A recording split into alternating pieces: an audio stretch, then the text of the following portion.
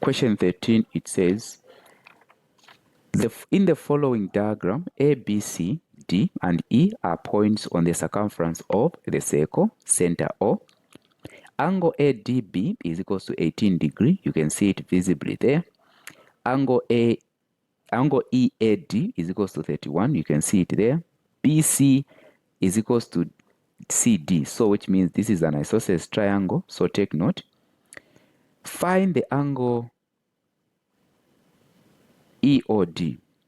EOD. So where is EOD? EOD. So which means we are talking about this angle. Now, you need to know about the properties of the angles. This that you are seeing here, this is the chord, and of course we have the segment here. Now, originating from the same one, we have this part which forms 31, and we have this part that comes at the center. The fact that they are originating from the same part here, the angle at the center is twice this one. So that is one property that you are going to apply. So therefore, to find what is at the center, we are just simply going to say 31 multiplied by 2. And of course, this one is angle at the center is twice angle at the circumference. So what is that? It's going to give us 62. So this angle is 62 degree. So this one is 62 degree. Then ADC. Let us see ADC. ADC. So we are talking about the whole of this part. Part of it is already 18. So what do we do? Here we are going to think of this triangle here at the bottom is an isosceles triangle. And if we can find this angle, we can also find these two because these are base angles. They are equal. So what do we do? So for this one, you know that, again, another thing is that this is passing at the center. And you know that angles in a semicircle are 90 degrees. So this angle is 90 degrees. So if this angle is 90 degrees, so you're going to say 180. Let me just say here, 180 minus 90 divide 2. 180, the whole of this triangle, then minus 90. These angles are equal, so I'm sharing them. So divide 2, that is these angles. So 90 minus 180 minus 90 is 90. Divide 2 is 45 degrees. So which means this is 45 degrees, and also that is 45 degrees. Now you know that to have the whole of this angle, you need to add 18 and 45. So we are going to say plus 18, and this gives us 63 degrees. Okay.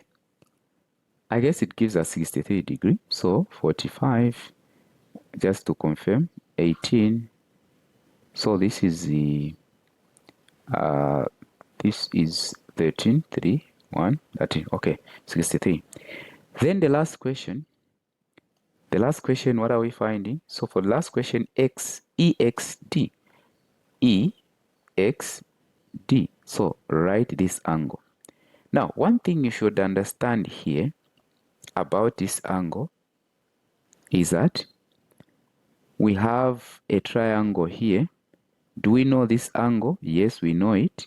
This is the twice angle, so this is 62. We know already. Then we have this small triangle here. I guess you are able to see it. So that small triangle that you are able to see, having the angle of 18 degree and having the angle of what? Having the angle of 62 degree. Then we can find this other angle here. We can find this one. If we can find this angle that we are targeting, we can also find that one because we are going to have a straight line. We're going to have a straight line. Okay, so this is where X is. This is where E is.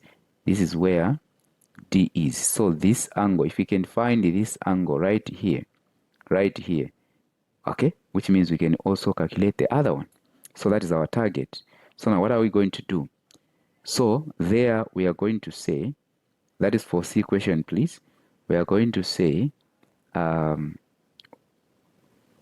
are going to add 62 plus 18, then plus that part we do not know, x is equals to 180. 18 plus 62, that is 80. Okay, 80 plus, so that is 80 plus x equal to 180. So you're going to say 180 minus 80 gives us 100. So this angle that you're seeing here is 100. Now, if this angle is 100, out of 180, this is 8 degrees. So therefore, we are going to say 180 minus 100 is equals to 80 degree.